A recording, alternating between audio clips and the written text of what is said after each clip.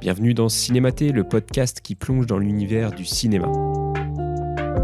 Servez-vous un maté, un café ou votre boisson favorite, détendez-vous et laissez-vous transporter par nos discussions et réflexions sur le 7e art. Avant de commencer, je voulais vous rappeler que nous ne sommes pas historiens ni théoriciens du cinéma. Si on fait ce podcast, ce n'est pas pour avoir la prétention de vous expliquer le cinéma, mais plutôt l'envie de mieux le comprendre avec vous. Voilà, bonne écoute. Bonjour et bienvenue dans ce premier épisode de Cinématé. Aujourd'hui, nous sommes avec Tristan, Romain, Dorian et moi-même, Baptiste. Et pour ce premier épisode, nous allons parler de cinéma et d'adaptation de manga animé japonais. Et ce sera Tristan qui sera notre guide dans ce premier épisode. Eh ben, je te laisse te présenter, Tristan, et puis on fera un petit tour de table. Oui, donc je suis donc Tristan, je suis de métier scénariste et metteur en scène et comédien. Voilà, donc j'écris principalement pour le théâtre, mais aussi un petit peu pour le cinéma. Et voilà, j'interviens dans des structures auprès de jeunes, notamment en difficulté, pour amener cinéma et théâtre voilà, à ces personnes-là. Voilà, grossièrement. Super. Dorian ? Bien, Dorian, réalisateur et scénariste. Enfin, j'écris mes histoires en règle générale, et je suis aussi maître de jeu de rôle, donc avec un long passif d'écriture de scénario. Je te rejoins là-dessus du coup. Ouais. Ouais, Dorian et Tristan, vous êtes sur la chaîne Roll or Die, Oui, donc sur Twitch. C'est ça. Tous les jeudis, je sais plus, c'est ça. Un jeudi sur deux. Un jeudi sur deux. Sauf l'été où là, on va être en live tous les jeudis. Voilà. Pendant 3 mois.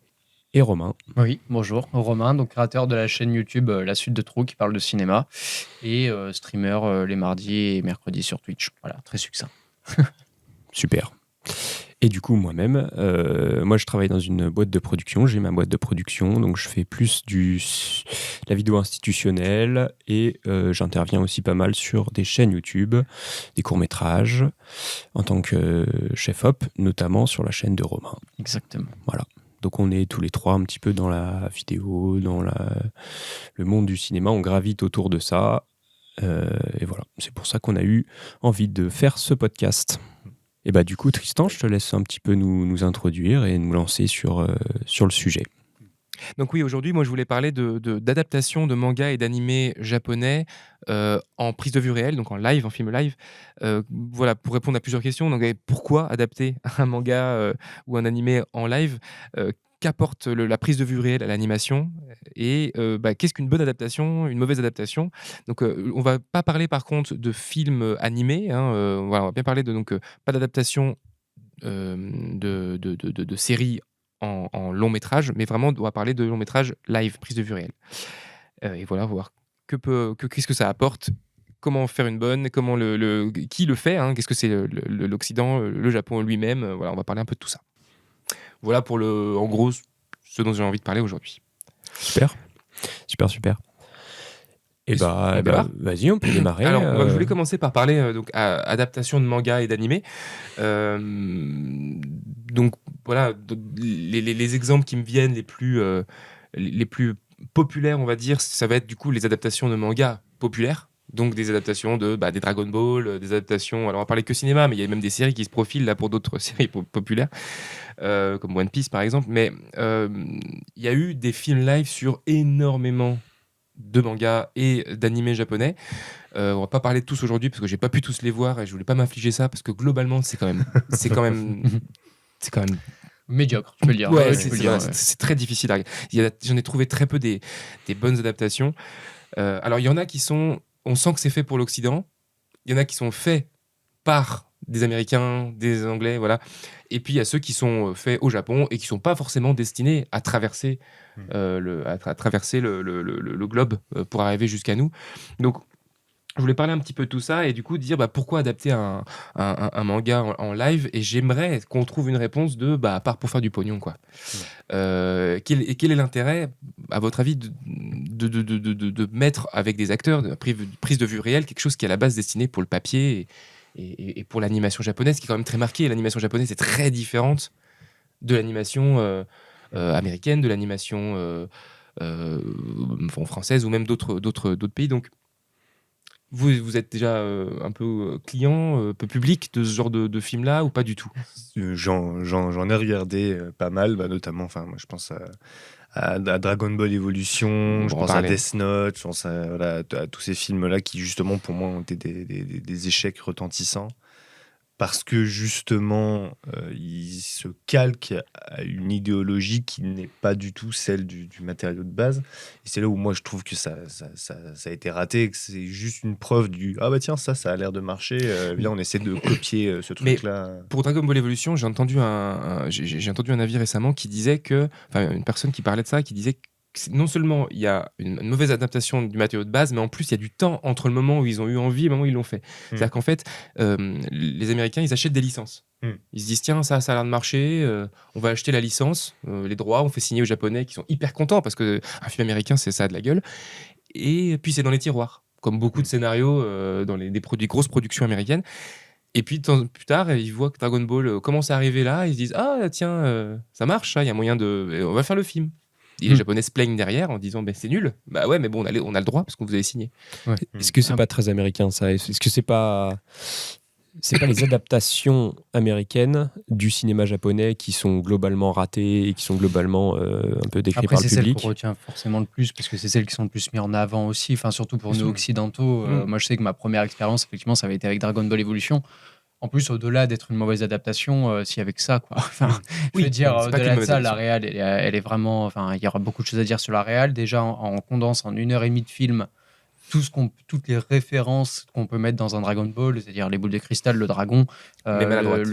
enfin, de manière très maladroite, Tortue Géniale, qui l'ont complètement assassiné. Enfin, il y a beaucoup de choses qui vont pas dans Dragon Ball Evolution, au-delà de l'adaptation, au-delà d'être une mauvaise adaptation. Je pense qu'on est même sur un très mauvais film, au point que ça en devient génial. C'est ça le truc. C'est devenu un nanar. C'est un nanar. Moi, quand je l'ai revu il y a pas si longtemps que ça, j'ai des barres de rire. Voir ce film-là avec des copains et des bières, c'est une bonne soirée garantie.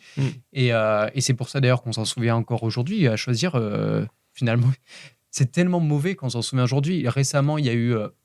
c'est un jeu vidéo à la base, mais il y a aussi eu les mangas, mais Monster Hunter, c'était aussi d'un AV sans nom. Alors, bon, c'est Paul W.S. Anderson qui est derrière, donc est-ce qu'on n'a pas l'habitude avec ce monsieur? J'ai envie de vous dire que, à part Event Horizon, j'ai envie de vous dire que oui, quoi. Parce que Resident Evil, c'est pareil, au niveau adaptation, bref, mais c'est pas le sujet d'aujourd'hui. Mais pareil, Paul W.S. Anderson n'a rien compris, ou en tout cas, ses scénaristes n'ont rien compris à ce qu'était l'univers de Monster Hunter. Et déjà, de base, ça crée une frustration, je pense, entre ce qu'attend le public, c'est-à-dire une adaptation assez fidèle. Finalement, l'adaptation fidèle, déjà, on ne l'a pas. Et en plus de ne pas avoir cette adaptation fidèle, on a en plus un très mauvais film, quoi. Voilà, dans les deux cas, que ce soit Monster Hunter ou DBZ, dans les deux cas, c'est d'une nullité sans nom, quoi. Il y a une grosse attente, en fait. Dans les films, parce que pour moi, il y a vraiment deux écoles. Il y a celle des films de manga populaires. Dragon Ball, c'est quand même le manga que même des personnes qui ne lisent pas de manga connaissent le nom. Ils l'ont peut-être pas lu, mais ils savent que ça existe, quoi. Ils ont peut-être un avis biaisé dessus, mais ils savent que ça existe. Donc, c'est des mangas extrêmement populaires. Et donc, il y a de l'attente. Et il peut y avoir des mauvaises compréhensions des productions qui créent ce film-là. Et en plus, c'est pas créé par les Japonais. Donc, voilà, on a de l'attente. C'est créé par des gens qui savent pas du coup de quoi ils parlent, qui essayent de contenter des fans qui n'avaient pas envie d'être contentés pareil. Enfin voilà, je pense que personne s'est entendu sur cette adaptation-là. Mais c'est pas la seule. Et moi, j'aimerais parler d'autres adaptations. Parce que Dragon Ball Evolution, au même titre que par exemple le dernier Death Note, j'ai fait un petit peu le tour des sites de notation. J'en ai pris 4 en référence, mais il y en a d'autres. J'ai pris Sens Critique, Rotten Tomatoes, IMDb et Allociné pour me référer. Et Dragon Ball Evolution a la pire note de tous les films que j'ai regardés. La moyenne, c'est 3,5 sur 20, quoi. C'est lamentable. C'est la pire note des adaptations ou la pire note de film tout confondu? Non, des adaptations. Non, des adaptations. Même de films sur Allociné, je me demande si Oui, pas c'est le possible, pire. c'est possible, hein. Je regarderai voir s'il y a pire, mais il a 1 sur Allociné sur 5, quoi. Ce qui est pas mal. Et d'avoir 15 sur 100 sur Rotten Tomatoes, c'est quand même fort. Voilà.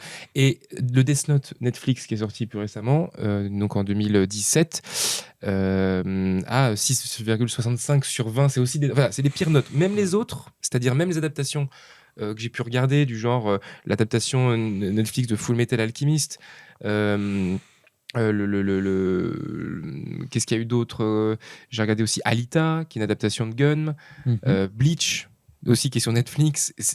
ont des notes moyennes, les gens les ont pas aimées, mais ils n'ont pas eu envie de les dégommer. Parce que il y avait peut-être moins de cette adaptation. Alors, Alita est un peu plus réussie déjà, en termes de réalisation et d'adaptation. Mais des films comme Fullmetal Alchemist, donc j'ai regardé récemment, un manga pas ultra populaire, mais quand même qui a extrêmement bien marché, et à mon sens très bon d'ailleurs. C'est l'adaptation, et en fait, on peut pas. En fait, pourquoi on adapte une série, quelque chose qui s'adapterait en série? Pourquoi on adapte une histoire longue qui prend des dizaines de tomes, des dizaines d'épisodes, pour en faire un film de 2 heures? En fait, je me suis posé la question, je me dis, mais pourquoi faire ça, en fait? Pour montrer au cinéma, ok, peut-être. Et encore, Netflix, ça reste une plateforme de streaming, on n'est même pas devant, enfin, je suis même pas sûr que ce soit sorti sur grand écran. Et je pense que ma réponse ne va pas te plaire parce que c'est celle que tu n'as pas envie d'entendre, Oui. mais c'est pour l'argent. Oui, c'est mais clairement du coup, pour ça. s'il n'y en a pas d'autres, c'est pourquoi on tombe dans le panneau, pourquoi on y va, pourquoi on regarde, parce que je pense que c'est un peu comme avec les Pokémon, c'est un amour toxique. C'est-à-dire que moi, je le précommande à chaque fois et à chaque fois, je suis déçu, mais à chaque fois, j'y retourne. Et je sais que le prochain, je le précommanderai aussi. Je pense que c'est un amour toxique quand vous aimez une licence, notamment Dragon Ball Z. Mais là, je pense à. Alors, pour le coup, c'est avec de la réussite, mais je pense à Donjons et Dragons. Pourquoi avoir refait un Donjons et Dragons récemment? C'est parce que du coup, ça parle, c'est un nom, c'est quelque chose qui fait plaisir aux gens. Et en plus, voilà, 10 ans s'étaient passés depuis l'autre Donjons et Dragons, mais je pense que des gens ont envie de y retourner, ils y croient, ils se disent c'est le moment, c'est notre moment à nous. Pareil, Super Mario, pourquoi avoir refait un film d'animation, tout ça, qui est bon, hein, là n'est pas la question, mais je pense que on y croit, on y va, on pense que ça va être bon cette fois-ci. Et donc, du coup, les producteurs, ils se disent, en fait, je pense qu'ils ne vont pas plus loin. Ils se disent, OK, il y a des fans à contenter, il y a de la place à prendre, il y a des gens qui sont prêts à payer leur billet pour aller voir un DBZ au cinéma. Et ben, allons-y, faisons-le. Et après, ils s'en foutent si c'est catastrophique. La durée du film parle d'elle-même. Quand un film dure 1h20, pour, comme tu le dis, raconter, je ne sais pas combien d'épisodes de manga ou de série. Fullmetal Alchemist, c'est 27 tomes. Voilà. Death Note, c'est 12. Bleach, je crois qu'on a atteint les 70. Bon, il ne raconte pas toute l'histoire, évidemment, mais... C'est difficile de résumer ça en 1h20. Et je pense que... J'ai essayé un peu d'analyser comment ils ont construit leur film de Fullmetal Alchemist, par exemple. Ils ont pris les premiers tomes, et ensuite, ils ont sauté au dernier. Ce que je trouve... qu'on raconte... Ce qui marcherait très bien qu'un Naruto, vu tous les épisodes filler. Mais c'est sûr. Mais je veux dire, c'est que moi, du coup, ils ont étiré des choses, ils ont fait rester des méchants qui étaient censés disparaître. C'est à la limite qu'on moyenne... et qu'on change un petit peu la structure. Moi, je vais pas voir une adaptation pour voir la même chose. Il n'y a aucun intérêt, en fait. Donc pourquoi on critiquerait le fait qu'ils prennent des libertés? Dragon Ball Evolution, ils ont pris tellement de libertés que du coup ils en prennent, mais pas tant que ça, finalement. C'est ça qui est terrible. C'est que Dragon Ball Evolution, alors on va pas... on va en parler beaucoup. On va en parler beaucoup, forcément, parce que c'est la référence, je pense, que tout le monde a. En plus, très popularisé par le JDG, qui a fait une chronique qui est forcément géniale dessus. Donc, je pense que c'est forcément l'épisode qui doit parler à plus... Enfin, le film qui doit parler à plus de monde. Mais en plus, il colle quand même au manga, c'est-à-dire qu'ils nous mettent toutes les références qu'un fan a envie de voir, mais il est torpille, quoi. Enfin, Tortue Géniale, il est imbuvable. Le Kamehameha, je pense qu'on pourra en reparler, mais c'est comment est-ce qu'il apprend le Kamehameha, c'est quand même totalement détestable. Et comment il s'en sert, oui, c'est n'importe quoi. Et en fait, c'est une mine de références, c'est une mine d'or de références. Il y a toutes les références qu'un fan a envie d'entendre, mais pas de la bonne façon. Chose que Donjons et Dragons, pour revenir dessus, a très bien fait pour le coup. Je trouve que c'est amené de manière plus subtile. C'est pas non plus le film de la décennie, faut pas déconner, mais il a compris qu'un nom doit être inclus, enfin une référence doit être inclue dans le scénario de manière intelligente, doit servir au scénario, chose que ne fait absolument pas DBZ Evolution, qui en fait juste balance des références en mode au fait, vous avez envie d'entendre ça? Allez, je vous le mets, allez, c'est pour vous, c'est cadeau, quoi. Et c'est ça qui est détestable, c'est qu'on sent que le scénario a été construit de manière totalement linéaire. Ils se sont dit, OK, allez, il faut qu'on mette les boules de cristal, on va les faire popper dans des endroits improbables, genre... Mais c'est limite des choses qui pourraient passer en dessin animé. Typiquement, la boule de cristal qui récupère dans le volcan, ça fait très la lampe d'Aladin, finalement. Ça fait très, vous voyez, il y a un socle, il y a la boule au milieu, faut y aller. Bon, après, il y va en marchant sur des cadavres au milieu de la lave, c'est n'importe quoi. Moi, ma question, c'est surtout, mais qui a validé ça? Franchement, je veux dire, il y a des gens autour, il y a quand même des producteurs, ils reçoivent le scénar, il y a des gens qui lisent ça et ils se disent, banco, quoi, allons-y, ça va faire plaisir aux gens, quoi. Moi, c'est plus ça que j'ai du mal à comprendre. Comment est-ce qu'on peut adapter quelque chose en étant si mauvais et que derrière, on le fasse quand même, quoi. Moi, c'est plus cette question-là qui me taraude. Moi, je pense qu'il devait étudier faire juste un break. Est-ce que tu peux lever ton micro? Parce que... Comme ça? Non. Est-ce que tu es plus grand? Je sens qu'il y a Attends, tu seras plus de confort. Ah ouais. Ah, oui, mais moi aussi, en fait. Je vais faire ça. Moi, je suis très bien. Moi. Moi, je suis fait de courber parce que c'est le petit. Mais Ah, t'aurais dû changer avec le mien. non, c'est pas grave. Vas-y, tu peux repartir. Moi, je pense qu'il y a ils doivent étudier un peu le business plan et se dire qu'en fait, le titre attirera du monde qui, du coup, rentreront dans leur frais et ils en ont rien à péter si ça marche derrière ou pas, vraiment, quoi. Et je pense que juste, ça reste des machines à fric. Puis, le système de production des États-Unis marche pas de la même manière où on se dit pas tiens il faut que le projet en vale le coup pour être fait. Des fois c'est juste tiens t'as un scénario, comme tu le disais, t'as un scénario dans un tiroir, tiens ce serait bien de le faire là maintenant tout de suite parce que ça pourrait bien C'est la fonctionner. mode. On a tant de thunes à faire. Toi tu vas faire ton film de cette manière-là, de cette manière-là. Non, ta créativité on s'en bat les reins. Réalisateur c'est pas toi qui as le final cut, c'est moi qui ai le final cut en tant que producteur et c'est tout. Et juste déjà ce truc là, si le réalisateur avait peut-être l'envie de faire quelque chose, peut-être que le producteur a dit mais non, la manière dont tu fais c'est n'importe quoi, et peut-être que le réalisateur derrière était là en mode oui monsieur le producteur je vous écoute, et quelconque envie de faire quelque chose de non, je pense que le Japon c'est peut-être un peu plus comme ça, a dû être tué dans l'œuf parce que oui mais on va pas vendre au Japon, on va vendre aux États-Unis. En fait c'est pas ça le but. Bien sûr. Et il n'y a pas que le scénario. Je voulais pas parler que d'adaptation de scénario parce qu'effectivement le scénario est donc long, donc faut trancher, faut choisir l'arc. Bon, il y a des cas où ça marche très bien. Tu vois, genre Alita ne parle que du premier arc de Gun, donc on n'est pas obligé de trancher dans le gras et du coup d'enlever des éléments scénaristiques importants. Il y a aussi l'aspect le style japonais est particulier. Malheureusement, l'exemple que j'ai est les séries, mais les personnages japonais ont une manière de parler, ont une couleur, une manière de se comporter qui va être une expression physique, très marquée, une exagération dans le Mm. jeu, ils sont dans le surjeu, les doubleurs d'animé, et qui marchent parce que c'est un style, et un style que personnellement moi j'aime, qui peut parfois me fatiguer, mais que j'aime quand même. Quand on transpose ça au cinéma, les acteurs peuvent pas être à la hauteur d'un dessin et d'un doubleur derrière qui va faire des... Enfin, ça marchera pas, ça serait crétin. Donc, ils aseptisent, mais du coup, aseptiser, ça marche plus. Ou alors c'est ridicule. Oui, c'est surtout ça, en fait. C'est qu'en plus, ils font des choix. C'est-à-dire que, pour reprendre Dragon Ball Evolution, les acteurs sont dans un surjeu, mais un surjeu assez modéré. Par contre, ils n'ont pas du tout fait ça du côté esthétique, design. On voit que ils ont repris les costumes, la coiffure du héros est improbable, quoi. Et je pense que c'est des gens, ils ont coupé la poire en deux quand ça les arrange. Ils ont dit non, mais alors allez, on va prendre un petit peu de ça, on va essayer de coller, on va lui faire une coiffure, même la coiffure d'Edouard dans Twilight à côté, c'est la tour de Pise, mais c'est pas aussi haut, quoi. Je sais pas, ils ont voulu coller, c'est pour faire une belle affiche, quoi. Et c'est l'entre-deux qui fonctionne pas, selon moi. Ouais, c'est ça, c'est l'entre-deux. C'est-à-dire que, par exemple, je prends l'exemple du film Bleach qui est sur Netflix. Là où le film est un peu sauvé, je trouve, c'est parce que ils sont dans l'exagération. C'est assumé. Ils sont la mise en scène est faite pour que le personnage se la pète, fasse des pauses, et je trouve que le casting est en plus bien choisi parce qu'ils sont ça marche. Ils sont dans quelque chose de on fait un manga, donc on va pas essayer de le rendre trop sage. Vous voyez, voilà. Parce qu'après, je suis pas sûr il était pas forcément destiné à un public.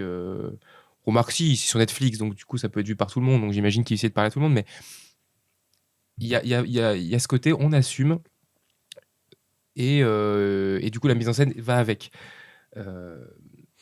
J'ai l'impression que l'entre-deux, c'est le problème des adaptations, de toutes les adaptations, et même du cinéma en général aujourd'hui. C'est le problème de Disney, c'est le problème des producteurs, en fait, qui veulent plaire à la gamine de 5 ans, le père, la grand-mère pour qu'elle aille voir avec ses petits-enfants. Fait, à plaire à tout le monde, finalement, on plaît à personne. Et je trouve que c'est assez symptomatique de tout ce qui se fait au cinéma aujourd'hui. Tu parlais de Romain des références, du surplus de références. C'est pas que dans les adaptations d'animation japonaise où il y a ça, les adaptations de films, de jeux vidéo, ou même les suites, les franchises. Il y a un truc qui me rend fou, c'est quand tu regardes le box-office ces 5 dernières années, voire peut-être même 10 dernières années, quand tu regardes peut-être les 10 plus gros box-office, c'est que des adaptations, des suites ou des franchises. Ouais. Oui, il doit y avoir Jurassic World 3 qui est une daube sans nom. Il doit y avoir No Way Home. Voilà, là aussi on pourra repasser. Oui, tu as totalement raison. C'est beaucoup de suites, c'est des grosses franchises, c'est des gros studios. Et en plus, je viens de citer, il y a du Disney forcément. Et effectivement, je pense que quand il y a quelque chose qui fonctionne et quand on veut faire une suite, soit on veut faire une adaptation, on se dit il faut faire plaisir aux fans et il faut lui donner ce qu'il attend. Et donc, on va lui envoyer des noms à la gueule, on va lui envoyer là, dans le décor, vous avez vu, on a placé quelque chose et tout ça. Et c'est pas fait de manière constructive pour amener au scénario, contrairement à ce qu'a pu faire Across the Spider-Verse récemment, ou même la trilogie, attends le troisième, mais la trilogie Spider-Verse, pour le moment, arrive à le faire très bien. Super Mario Bros, je trouve que c'était pas non plus trop marqué. C'était là en fond, en référence. Il y avait 2-3 fanservice, peut-être un peu trop appuyés, mais globalement, je trouve qu'ils ont aussi réussi à plutôt bien l'intégrer dans le scénario. Pour moi, c'est un film fanservice entier. Hein. J'ai aimé. Hein. Mais je suis pas si fan de ça de Mario en plus. Je suis pas un gros. Mais bon, on s'éloigne du sujet. Mais alors, juste pour revenir sur le sujet, des bonnes adaptations, j'en ai trouvé. Moi aussi, j'en ai une en tête en plus. J'en ai. Il n'y a pas que Alita qui récemment moi, il y en a. Et du coup, elles ont un point commun, ces adaptations-là, c'est qu'elles sont des adaptations de mangas qui ne sont pas des mangas ou des animés ultra populaires, et surtout qui sont des adaptations de seinen. Donc j'explique, si vous ne connaissez pas le terme, un shonen, qui va être un manga pour jeunes garçons, Dragon Ball. Donc il y a toujours le principe de vouloir atteindre un but ultime, obstacle sur le chemin, et voilà, c'est une espèce de rengaine que j'adorais à ado, parce que c'est fait aussi pour ça, et qui me fatigue un peu maintenant, ce côté succession d'ennemis, progression, nouvelles transformations, Dragon Ball, Naruto, One Piece, Bleach, tout ça. Les seinen, c'est des mangas qui sont à la base plus pour adultes. Donc des mangas comme Death Note, qui va être un polar, thriller, comme Gun, qui est du cyberpunk. Voilà, ça va être sur des sujets plus adultes, et du coup qui ont des constructions à la base moins attendues, qui prennent plus de risques.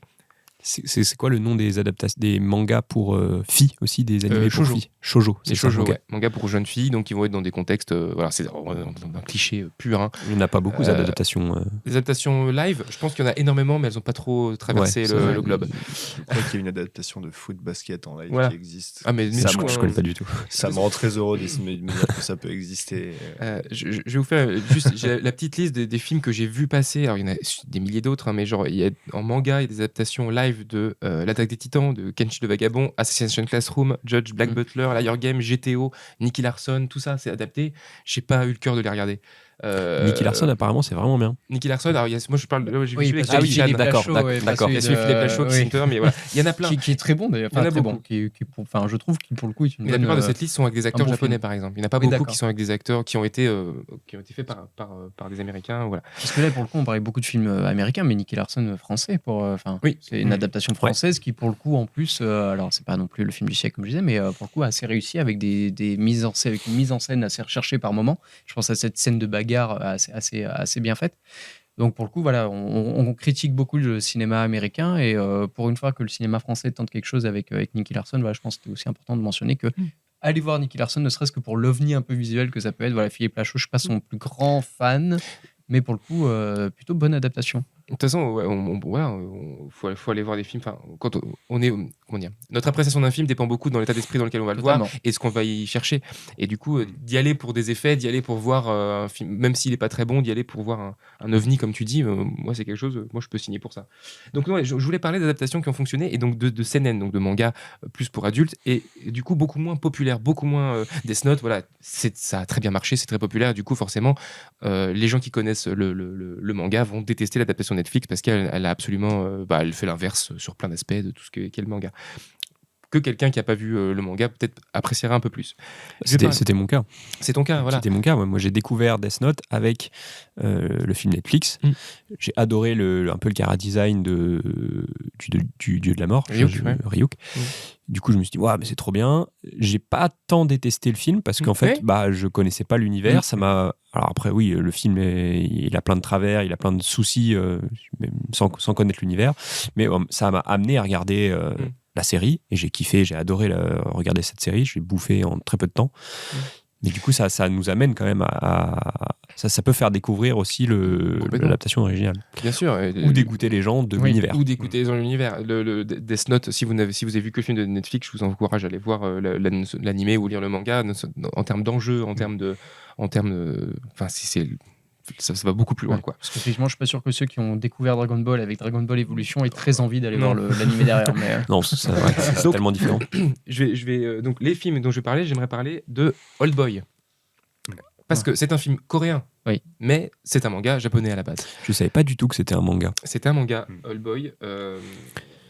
Un manga qui date de 96, donc de Garon Tsuchiya et Nobuaki Minegichi, voilà, qui date le film date de 2003 de Park Chan-wook, mais le manga est de 96. C'est un manga qui est pas très long, mais voilà. Donc là, c'est une adaptation qui, pour le coup, alors j'ai pas lu le manga, malheureusement. J'aimerais le trouver parce que ça m'intéresse, mais ça fonctionne parce qu'il y a peut-être une patte, parce que le manga peut-être de base était peut-être moins connu, moins populaire, donc on va être dans un état d'esprit qui était plus proche du tien quand tu as vu Mathis, quand tu as vu Death Note, c'est-à-dire en profane. L'autre film, c'est Crane Freeman. Je ne sais pas si vous connaissez ce film-là, Crane Freeman et Christophe Gans, avec Marc Dacascos. C'est ça, c'est comme ça qu'on dit. Qui est un manga aussi de 86, donc qui date. Bon, le film date, le film est 95. Mais voilà, une femme qui voit un tueur qui pleure après avoir assassiné une victime. Et ce film-là, je l'ai retenu parce que c'est mon père qui me l'a montré. Mon père ne connaît rien au manga, il n'en dira jamais de sa vie, pas du tout dans l'animation japonaise, il n'est pas du tout client de ce truc-là, mais ce film-là a été une adaptation donc, américaine, si je ne me trompe pas. Christophe Gans, c'est américain ? Non, il est français, Christophe Gans. Il est d'Antibes. Mais le film, il est français ? Après, je vais la chercher. Christophe Gans est parti aux États-Unis pour faire la majorité de ses films. Ça. Oui, donc le film doit être une coproduction américano-française, peut-être canadienne aussi. Je vais regarder comme ça. Ça doit être américano-français, canadien, enfin plusieurs comme d'habitude, quoi, comme Silent Hill finalement, que de Christophe Gans aussi. Mais Christophe Gans, pour revenir sur Crane Freeman. Voilà, c'est pour ça qu'on s'y perd. Le film Crane Freeman est canadien, américain, français et japonais. Ah, et japonais. Okay, d'accord. C'est une. Bah oui. Question bête. Canado-américano-japonais. Voilà, donc c'est pour ça que je m'y perdais. Donc oui, et c'est ça part de manga du coup. En gros, pour moi, c'est une démarche peut-être un peu plus honnête de se dire je vais juste piocher une bonne idée qui a été faite dans un livre. Je crois pas qu'il y ait d'animé de Crane Freeman ou de Old Boy, mais voilà, d'aller piocher la bonne idée et d'en faire une œuvre à part entière. Et là, on est limite plus trop dans l'adaptation, en fait. On est juste dans la création d'un film original. Pour moi, justement, si on est dans l'essence même de ce que doit être une adaptation. Adapter, ça veut dire, comme son nom l'indique, c'est s'adapter aux médias. Et pour le coup, adapter un manga ou alors, je connais beaucoup plus Silent Hill pour le coup, mais ça rejoint exactement comme qui est de Christophe Gans aussi. C'est pour ça que je me permets le parallèle. Mais typiquement, Silent Hill, et c'est exactement la même chose pour Crane Freeman, il a su prendre ce qui était l'essence même de Silent Hill, donc c'est-à-dire l'ambiance, la claustrophobie, le côté un peu, comment vous dire, un peu, pas dégueulasse, mais un peu acier, je ne saurais pas comment dire, c'est quelque chose de c'est un ressenti très personnel, mais voilà, il a réussi à prendre ce qu'était l'essence de Silent Hill et il l'a transposé dans un film en racontant autre chose. Alors, après, il y a eu Silent Hill 2 qui a été une horreur, et là, apparemment, il revient. Puisque là, il y a un autre Silent Hill qui est en cours en production, qui est Return to Silent Hill, qui est encore de Christophe Gans, pour le coup. Et là, apparemment, c'est une adaptation plus stricto sensus de Silent Hill 2. Mais le premier Silent Hill partait vraiment dans quelque chose de complètement différent, avec un Pyramid Head qui était là, alors que normalement, quand on connaît le jeu, c'est lié à la psychologie du personnage. Bref, il a repris des éléments iconiques, donc qui font plaisir aux fans, mais il les a adaptés de manière très intelligente dans un scénario qui se suffit à lui seul. Et c'est exactement ça, pour moi, ce que doit être une adaptation. C'est un film qui respecte le matériau de base, qui prend l'essence du matériau de base et le transpose, l'adapte aux médias auquel il doit être. Voilà. Et c'est pour ça que j'adore. Est-ce que c'est pas plus facile aussi d'adapter un manga qui n'a pas eu son animé, en fait ? qui a sûrement. juste été un bouquin. Comme ça, les gens n'ont pas dans la tête des mouvements de caméra, tout le langage cinématographique qui est réutilisé dans l'animation, les voix, et donc c'est plus facile parce que finalement t'as une marge de manœuvre et une liberté que tu peux prendre. De toute façon, moi je pense que moins de choses étaient faites sur une œuvre, mieux plus c'est facile. Ouais, carrément. Parce que moins t'as de points de comparaison. Quand je parlais de c'est moins d'adaptation, je parlais d'un point de vue spectateur pour le coup. C'est-à-dire que le public y va sans se dire, regardez le public de bouquins, le public des Harry Potter, le public des Seigneurs des Anneaux qui ont une bible limite, on peut parler limite de ça à côté et qui regardent le film avec un fusil quoi, ou la série. Donc le fait d'avoir moins d'avoir un public qui va venir voir un film en fait. Et je pense qu'Oldboy a marché aussi pour ça. Les gens venaient voir un film, ils venaient pas voir une adaptation. Et puis surtout, Oldboy, je pense, a dépassé le manga. C'est-à-dire que en termes de renommée, renommée, bien sûr. Moi, je savais même pas jusqu'à aujourd'hui que c'était un manga à la base. Quoi. Pour moi, c'était un film, c'était un film coréen en plus. C'était un film coréen. Quand tu vois le film, tu t'attends à rien. Enfin, je veux dire, tu n'as pas des attentes nécessaires, tu vois. Et du coup, et c'est ça qui est important. Moi, ça me fait poser cette question. Moi, j'ai arrêté d'avoir des attentes depuis un moment. Je veux voir un film, je veux plus attendre. Quand je vais voir Mario, quand je vais voir des films de licences connues, je n'attends plus rien. J'essaie de vraiment me dire, allez, je vais voir un film. C'est pour ça que je suis aussi devenu un peu plus bon public qu'avant, parce que j'essaye de faire la danse magique. Je scoute et j'essaie d'y aller d'y aller un peu vierge, quoi. Ouais. Et ça aide.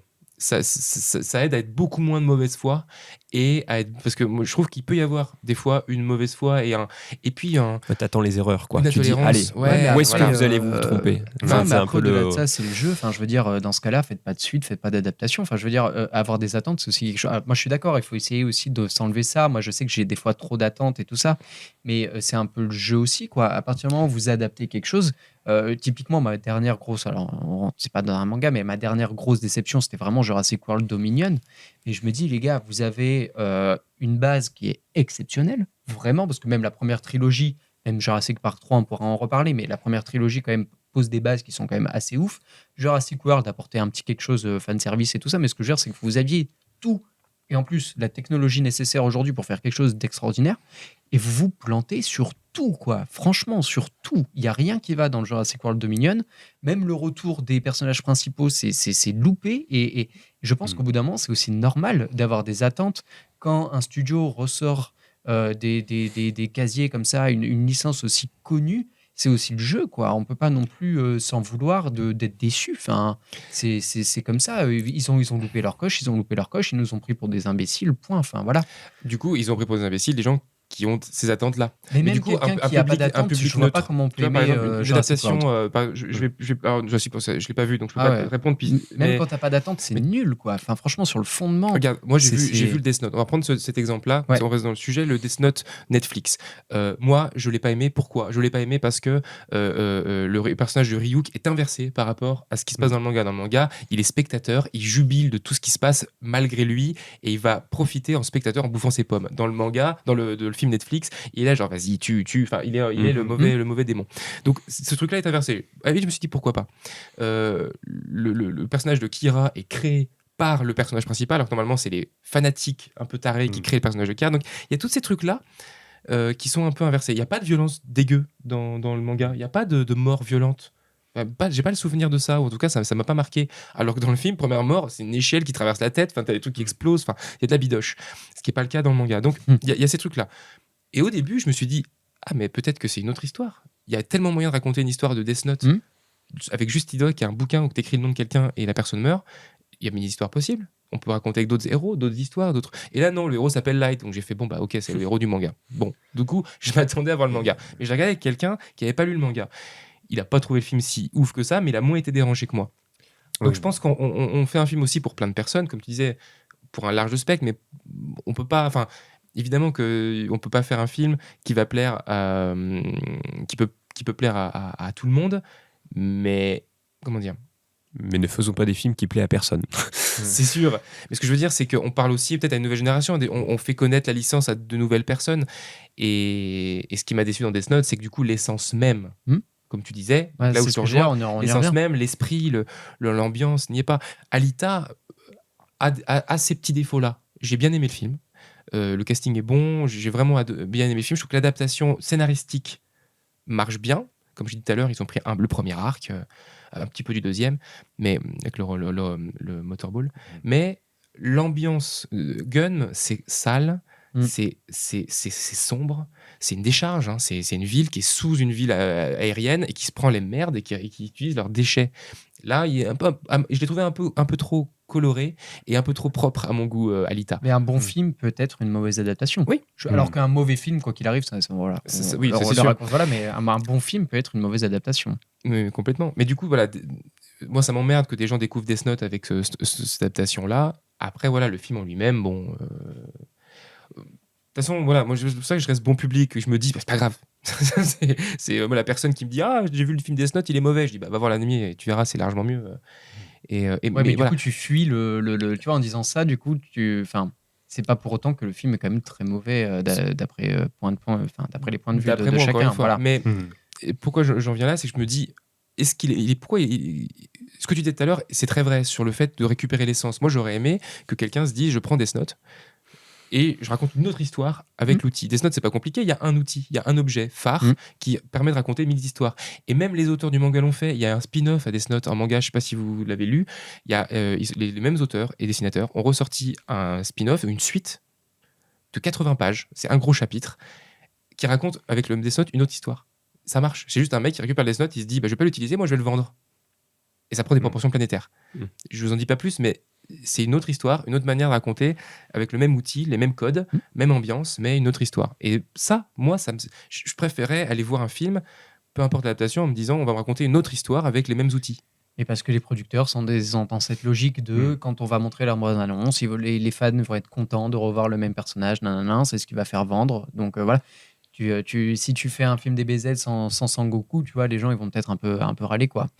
Mais je te rejoins sur ça, le fait de garder les... Oui, pourquoi pas. Mais justement, c'est même pas pourquoi pas. C'est même une très bonne idée en soi de prendre l'essence d'un film et d'en prendre suffisamment de liberté pour conserver ce qui fait l'identité propre d'une œuvre, conserver ces détails-là, réussir. Déjà, il faut réussir à comprendre quels sont ces marqueurs.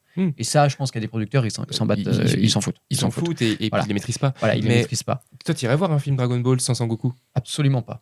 C'est vrai? Si un film se passait dans le monde de Dragon Ball, mais sans les personnages, tu irais pas le voir? Non. D'accord. Non, mais déjà, de base, Dragon Ball, j'en attends plus rien déjà. Après, Dragon Ball, c'est un mauvais exemple, encore une fois, parce que c'est trop... le manga tient sur ces personnages. Ouais, l'univers global autour n'est pas... Mais bon, moi, tu me dirais, il y a un film Death Note, mais sans Light, et juste avec le Death Note, je me dis, ok, d'accord, raconte-moi une nouvelle histoire. Je pense que DBZ, c'est juste que maintenant, on est accroché... est pas si cohérent, et puis... Il est riche par ses personnages, il est moins riche par sa construction. Goku, il a toujours été au centre, Sangoku a toujours été au centre du truc, donc je vois, ce serait difficile, même si on remarque non, si tu fais un film live action, sauf si tu installes un univers et qu'après tu étends, pourquoi pas, mais je pense que la porte d'entrée doit quand même conserver des personnages aussi importants que ça. C'est pas comme d'autres adaptations, que ce soit le jeu vidéo, qui est peut-être moins accroché aux personnages. Il y a un film live action qui est sorti, qui a bien maîtrisé ça, qui a fait complètement autre chose, c'est Pokémon Détective Pikachu. Oui, c'est vrai. Oui, mais tu gardes Pikachu. Sachant que c'est l'adaptation de Pokémon Détective Pikachu, qui est un jeu lui-même à part entière de la licence. C'est un jeu vidéo, donc c'est une adaptation de manga, un jeu vidéo qui est adapté du manga, qui est adapté et le film est adapté du jeu vidéo. Mais si on saute l'intermédiaire du jeu vidéo, ça reste quand même l'adaptation d'une série animée pour enfants ultra connue ou adulte, je sais pas. Il me semble que la série animée est sortie en même temps que le jeu vidéo. Enfin, c'était la série animée fonctionnait comme une pub de com.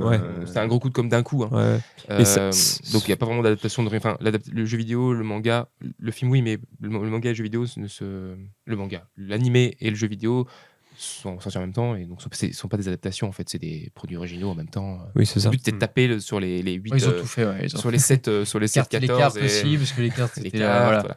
Mais donc, ceci dit, ça marchait bien. Détective Pikachu fonctionne. Ça beaucoup trop bien pour ce que ça devrait être.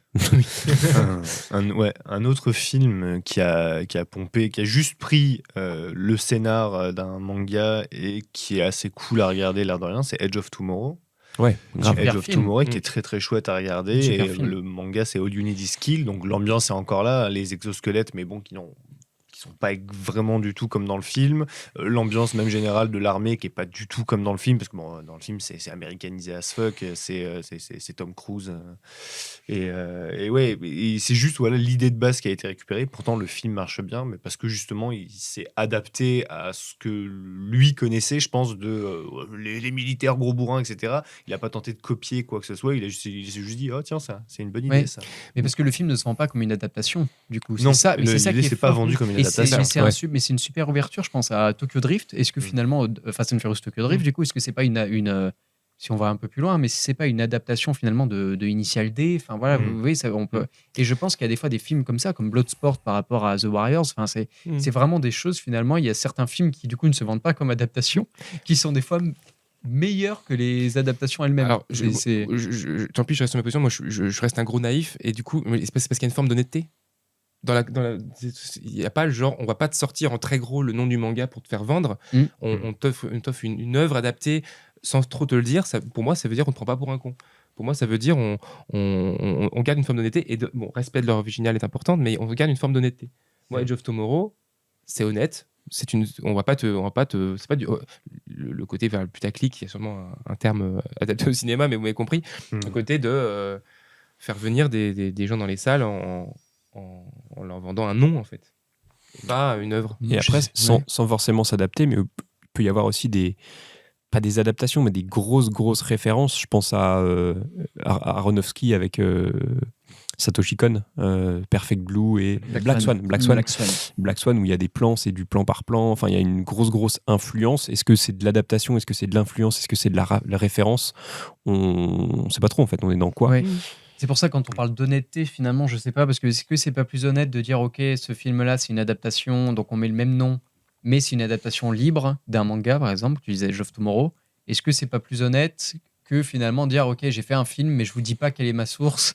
Et tu vois, en termes d'honnêteté intellectuelle, tout le monde s'inspire. C'est ça, tout le monde s'inspire. Est-ce qu'il y a besoin de dire, alors en fait, je me suis inspiré des frères Lumière, qui se sont inspirés de la peinture. Par l'honnêteté, je parle plus de respect du spectateur dans ce cas-là. Ah, du respect du spectateur. Tu vois, c'est de dire, je les prends pas pour des cons, et aussi, comment dire, Dragon Ball Evolution, on se fait pas respecter en tant que. Au-delà du fait que c'est un mauvais film, je parle vraiment en tant qu'humain. En tant qu'être humain, oui. Ce que je veux dire, c'est que, tu vois, par exemple, je vais revenir sur un exemple dont j'ai parlé tout à l'heure, le film de Bleach, là, qui est sur Netflix. Il est pas ouf, ce film, c'est pas un grand film, mais je me suis pas senti pris pour un con, et ni pour une pompe à fric en le regardant. Et mine de rien, c'est agréable. Tu vois. Et je pense qu'il y a des films qui ratent pour ça. Alita, il s'appelle pas Gun.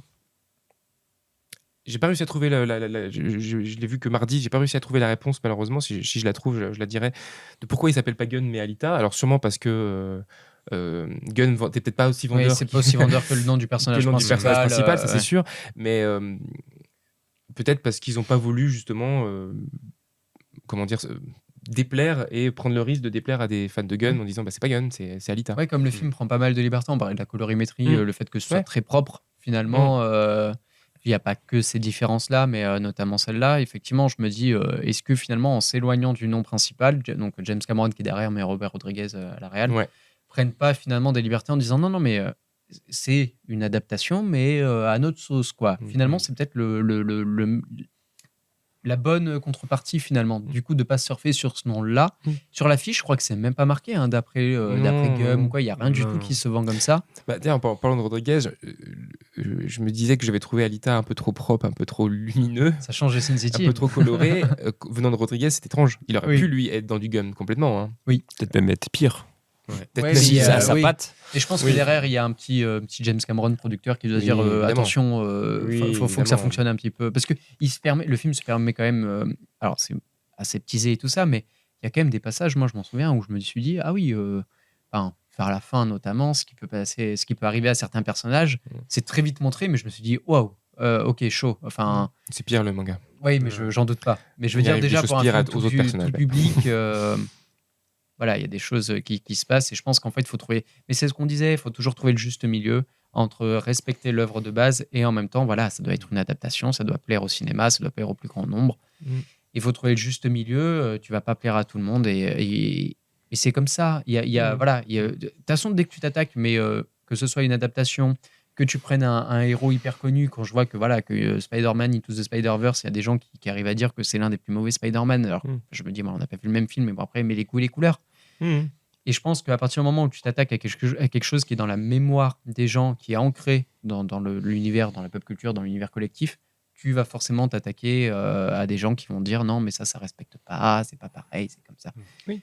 Alors que Edge of Tomorrow, du coup, il n'y a pas ce problème. Ouais, Mais est-ce que c'est si grave de pas être pareil, quoi? Bah, du coup, justement, je vais essayer de répondre à qu'est-ce que peut apporter la prise de vue réelle par rapport à l'animation. Et je pense que ce qu'on arrive à faire aujourd'hui, parce que peut-être c'est beaucoup plus ancré dans le cinéma, DC, Marvel et tout ça, genre par exemple un film comme Le Joker, c'est pas un truc qu'on a vu encore en termes d'adaptation de manga ou japonaise, un truc complètement à côté du propos de base, où on oublie complètement l'univers et on en fait juste. Et en même temps, on est complètement dedans parce que ça respecte quelque chose. Mais voilà, genre le Joker, c'est pas un film d'ici. C'est une vraie prise de risque. C'est une prise de risque, c'est un film d'auteur, c'est une manière de présenter une situation dans laquelle on n'avait jamais vu. Si quelqu'un se dit, tiens, on va faire un One Piece, mais on va faire un One Piece avec des pirates crades, les pouvoirs, en fait, c'est des trucs qui sont immondes, dégueulasses. En fait, on en fait des gens horribles. Et il y a un sous-propos de, on fait un One Piece en mode sur tous les pirates qui sont sur les côtes africaines, et on en fait juste un truc comme ça en mode Dark Bresson, en mode film d'auteur. Est-ce que là, vu que le sujet est complètement brisé, est-ce que là, c'est pas plus intéressant d'amener ça? Parce que du coup, on se dit, ah waouh, le parallèle, il est là. Et c'est vrai que c'est super intelligent d'avoir fait ce rapprochement entre les deux et d'avoir fait ce truc-là. Je pense que peut-être que c'est ça que la prise de vue réelle peut amener, c'est apporter ce réalisme cru du on n'est pas dans un manga, mais votre histoire préférée, on a réussi à en faire autre chose. Tu vois, je pense que c'est vachement risqué. C'est hyper risqué. risqué. Le Joker, il y a plein de gens que je connais qui sont fans des DC, de tout ça. Ils n'ont pas du tout aimé le film parce qu'ils l'ont pas compris ou parce que c'était pas le public ciblé, parce que la bande-annonce se veut vendeur. Du coup, ouais, c'est un film d'action, on va retrouver un peu Suicide Squad, tout ce délire-là. Pas du tout. Et je me dis, un One Piece avec des pirates somaliens, c'est une super idée, mais un producteur ne financera jamais ça. Ouais.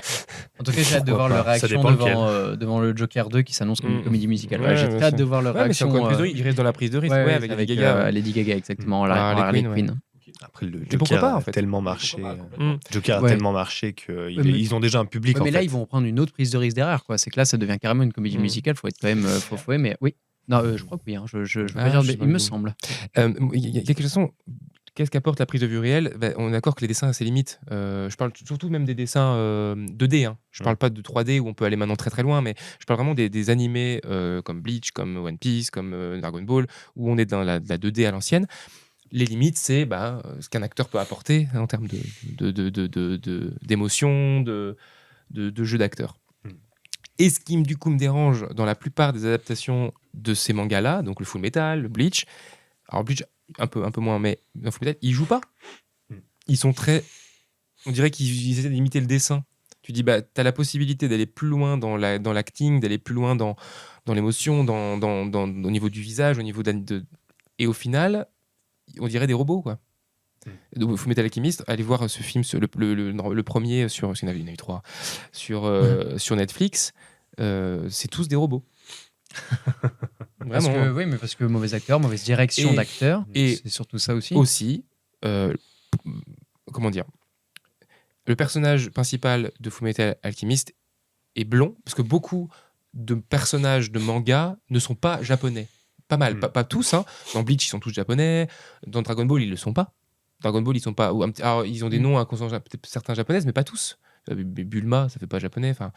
Et One Piece, pas du tout, par exemple. Tu vois. Fullmetal Alchemist, ils ont des noms qui font plus européens. Limite germanique, voilà. Et allemand, parce qu'il y a un gros parallèle au nazisme dans Fullmetal Alchemist, qui est d'ailleurs hyper intéressant. Mais voilà. Et donc, le personnage est blond. Parce que origine, certainement, pensée par la mangaka, c'est une femme qui a écrit Fullmetal Alchemist, c'est assez rare pour le dire.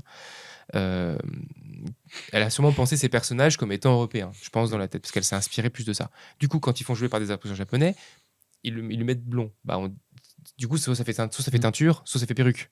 Ouais. Et dans tous les cas, t'y crois pas trop, quoi. Non, mais on retourne au côté kitsch. Et C'est du dans coup, on est un dans le sens côté et dans kitsch. l'autre. C'est quand les Américains, pour le coup, c'est plus les Américains, quand ils adaptent quelque chose, la culture japonaise, mais à leur façon, on obtient un Dragon Ball Z évolution dans le design, donc c'est-à-dire un truc extrêmement exagéré et raté. Mais ils Et à auraient mis une grosse l'inverse, perruque à la Sangoku vraiment pointue et gigantesque, on aurait trouvé ça ridicule aussi, je pense. ouais, mais on n'en est pas loin. On n'en Ouais. est quand même pas Oui. loin, vu la Mais bon, coiffure tu vois, du c'est gars, soit il faut on trop de en est, design. on en est Donc, pas loin. En fait, Et ça marche encore dans une fois, l'autre c'est sens aussi, l'entre-deux. ouais. Oui, Tu vois, c'est l'entre-deux. Si tu fais un film, fais un film, ne fais pas un calque de l'animé en film, ça marche pas, puisque ça décode. Tu vois, c'est Ouais. pour ça qu'on... Enfin, C'est pas le même média. C'est pas Les le gens même ne média. comprennent pas que un manga, donc que ce soit de manière dans un livre, et déjà le manga c'est tellement riche parce que ça dépend en plus de chaque dessinateur. Enfin bref. ah oui, Mais voilà, il y a quand même des codes on voit qu'il y a des similitudes quand même entre certains dessinateurs. oui, bien sûr. Mais pareil, l'animé, du coup, on peut se rapprocher de quelque chose. La suspension constante d'incrédulité n'est plus du tout la même dans un manga Ah bah non, animé que dans un film. Un film, il y a ce côté réel où on se confronte, c'est des prises de vue bien réelles. sûr. Donc effectivement, quand on voit un mec avec une grosse perruque, on se dit ok mec, mais Ou des t'as tenues été trop excentriques. oui voilà, On a beaucoup voilà, plus de mal à c'est y ça. croire avec quand c'est un C'est acteur ça. dedans. Moi, ça fait cosplay en fait. Mais, Moi, j'ai envie de dire. mais c'est clairement Pourquoi ça. t'habiller comme ça, mec, quoi. Alors qu'on y croit, comme tu dis, sur la suspension, on y croit dans un animé. Dans ce cas-là, et c'est là où je trouve que il y a un problème entre les producteurs et même les fans, les spectateurs, c'est que on n'irait pas voir un film où les personnages ne sont plus les personnages. Tu vois, moi, j'irais pas forcément. Je sais pas si j'irais voir un film où, on va prendre l'exemple de One Piece. Est-ce que j'irais voir un film où les pirates ressemblent vraiment à des pirates? Mais en même temps, je trouvais ça crétin de voir un personnage avec les cheveux verts, avec un design très excentrique en live. Et je pense que l'entre-deux, en fait, c'est aussi difficile, en fait. Si on met de côté le côté pognon qui est juste de vendre à des gens, si on essaie de faire une œuvre, quelque chose de joli, quelque chose d'intéressant à regarder, il y a cette difficulté-là, en fait. À l'époque, il n'y a pas si longtemps, quand il n'y avait pas de budget pour les adaptations live, c'était ridicule. Aujourd'hui, avec, on disait Détective Pikachu, les Pokémon sont super bien faits parce qu'avec l'arrivée de la CGI, Bien sûr. tu peux faire des trucs de fou. Oui, mais là, c'est du le coup, cas c'est avec pas des Alita. personnages humains, donc tu leur en veux peut-être moins. Tu l'as un peu moins. Hein. Ouais, mais regarde Alita. Bon, c'est pas vraiment un personnage humain. Alita, Ouais, les costume autres, de vraiment, Shell. sans parler du personnage principal qui a donc les gros yeux, Alita, les personnages, c'est des personnages dans Gun, encore une fois, c'est un seinen. C'est donc des personnages souvent beaucoup plus ancrés dans le réel, tu vois. Ils n'ont pas de grosses tenues bizarres, un peu, à part peut-être un peu Destin Nova. Et je suis désolé, dans Alita, à la fin, Thornton, il est un peu ridicule. Enfin, moi, je le trouve un peu ridicule, Thornton, à la fin. Ses lunettes avec ses cheveux blancs, tu fais ouais, bon, ouais. Et encore, ça va, mais moi, j'ai fait. J'ai un petit rire, en fait, quand je l'ai vu. J'ai pas fait wow, alors que le personnage de Destin Nova est incroyable. Et donc, pour moi, il y a cette espèce de difficulté. Et moi, mon avis à moi personnel, c'est laisser les mangas aux mangas, les animés aux animés. Et si vous voulez faire du cinéma, utilisez les codes cinéma et essayez pas de travestir des animés. Moi, c'est mon avis. Moi, je préfère que ça n'existe pas plutôt que de voir des trucs. Me vendre des. Je préfère ne jamais avoir vu un film comme Fullmetal Alchemist en film traité comme ça. Plutôt que mais moi je suis quand même très content que Dragon Ball Evolution existe. Franchement, oui, mais... je pense que ma vie sans Dragon Ball Evolution serait beaucoup plus triste. Est-ce qu'il y a vraiment un besoin en fait? Oui, non, je parle pas Dragon Ball je suis Evolution. tellement content. En général, existe, est-ce qu'on a vraiment besoin de montrer des acteurs jouer des personnages d'animé? Est-ce qu'il y a vraiment besoin de cette...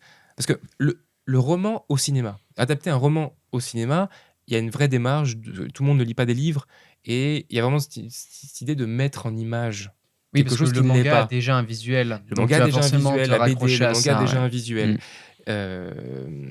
Et encore une fois, le manga, je comprends mieux. Parce que tu vois, on adapte des BD, parce qu'il y a le mouvement.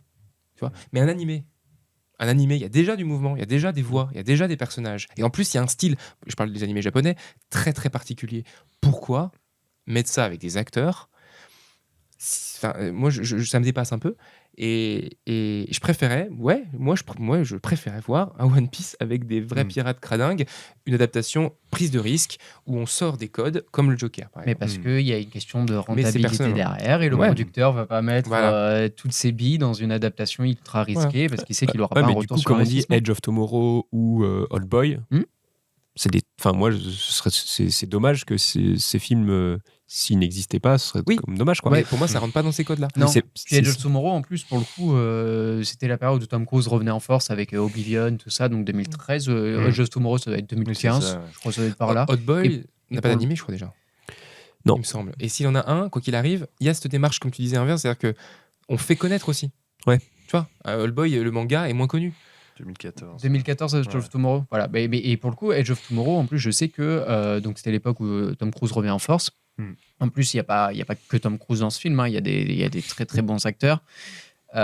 Et le film a un peu bidé, quoi. Le film a un peu bidé au box-office. Ça fait pas partie des très très gros succès. J'aimerais retrouver, je sais pas combien est-ce qu'il a fait de box-office, mais je me souviens que le film n'a pas extrêmement bien marché. Voilà, donc comme quoi on peut avoir toutes les bonnes intentions du monde, faire un film en plus de qualité.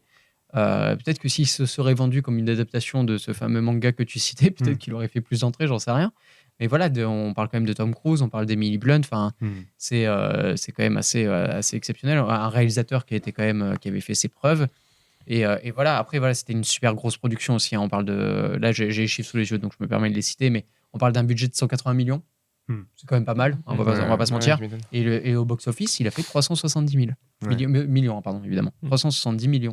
Donc le film rentre pas dans ses frais parce que derrière il y a tout l'aspect merchandising, il y a toute la publicité, il y a la com et tout ça.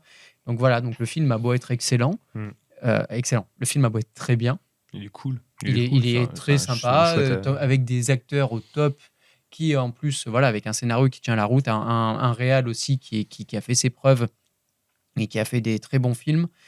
Et derrière ça s'est pas bien vendu, quoi. Voilà. Est-ce que du coup on serait pas dans le paradoxe où en fait, si pour faire une bonne adaptation, il faut des moyens, ça c'est sûr. Pour avoir des moyens, il faut réussir à vendre son film, il faut convaincre des producteurs, et du coup, les producteurs veulent vendre au plus de monde possible, donc vont vouloir racoler des trucs à la licence, vont vouloir mettre des références, vont forcer en fait pour dénaturer... baisser la qualité de l'adaptation, et du coup pour avoir une bonne adaptation il faut une mauvaise adaptation. Enfin, tu vois ce que je veux dire, on rentre dans un truc où soit tu fais des trucs kitsch et ce sera mauvais, soit tu fais des trucs avec plus de budget mais on va te faire chier, on va t'imposer des choses et ce sera mauvais. Voilà. Je tempérais quand même mes propos d'avant, c'est-à-dire que je pense qu'une adaptation qui me vend la même chose, en fait, moi je pense que si le cinéma apporte quelque chose, ça marche. Tu vois, et c'est là où je pense que les producteurs, ils auraient aussi intérêt à transformer l'essai. C'est bien de vendre et de faire du pognon à la sortie, mais si derrière tu fais quelque chose de bon, ça peut que revenir. Tu pourras que en faire un autre film qui te rapporte encore plus de pognon. Donc je pense que Dragon Ball Evolution, je sais pas qui a réalisé ce film. Je l'ai là, le nom. C'est James Wong, non? C'est pas ça? James Wong. Ouais, voilà. Les acteurs du film-là, derrière, n'ont plus rien fait. Enfin, tu vois, ça écrase aussi des choses, tu vois. Alors que, tu vois, comment dire, si tu arrives à faire une adaptation, comme tu dis, où tu arrives à convaincre, et du coup, tu parles au plus grand nombre, pour moi, Alita est un bon exemple. Alita, ça marche. Et s'il y a un 2, je le regarderai. Tu vois. S'il n'y avait pas l'effet nanar de Dragon Ball Evolution, j'irais jamais voir une suite. Ah oui, non, c'est sûr, voilà. Dragon Ball Evolution 2, j'irais pas le... voilà. Quoique, franchement, parce qu'il y a l'aspect nanar. Mais franchement, franchement, si je réfléchis... Alors, le film a bidé, hein, je crois que c'est 60 millions au box-office, un truc comme ça, le film a complètement bidé, mais franchement... Je suis sûr que s'ils en font un 2, je pense que pour l'aspect nanardesque, c'est un peu comme je prends mais comme les troubles ou les Midnight Movie, les gens iraient voir parce qu'ils vont rigoler dans la salle entre eux, parce qu'ils vont se foutre de la gueule du film. Exactement. On est dans une autre démarche, une autre façon d'aller voir le film. Du coup, tu vois plus le film n'est plus produit de la même façon. Te plaira. Donc le film n'est plus produit de la même manière. Exactement. Voilà. D'ailleurs, le problème, ça va être peut-être le cas avec Endo Trouble qui du coup est donc Endo Trouble avec le Mégalodon, Jason Statham, tout ça. Bon, déjà le speech de base, voilà, on sait ce qu'on va voir, quoi. Et le 2, je pense, va assumer clairement ce côté nanardesque à la Sharknado, production Asylum, quoi. Et je pense qu'on va tomber peut-être des fois dans le trop.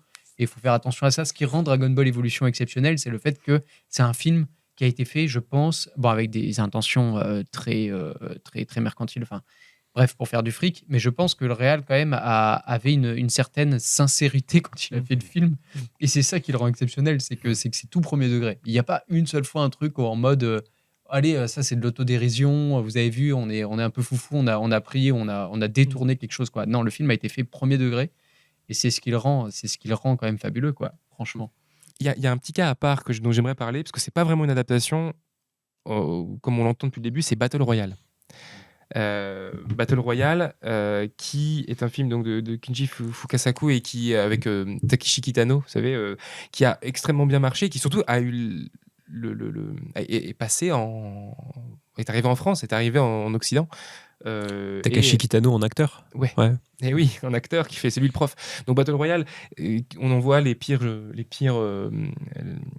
élèves, la pire classe d'un lycée dans une île, ils doivent s'entretuer. Et je veux en parler parce que là où c'est pas vraiment une adaptation, c'est parce que c'est un bouquin à la base, c'est un livre, mais qui quelques mois plus tard a été adapté en même temps, en tout cas un mois après, en film live et en manga. Donc le manga est sorti à un mois près. Par rapport au film. Voilà, le roman date de 99, le manga de novembre 2000 et le film de décembre 2000. Donc on est vraiment à toute une sortie assez rapide. Et ce film, qui est quand même du coup quand même un manga, est une adaptation quand même de bouquin.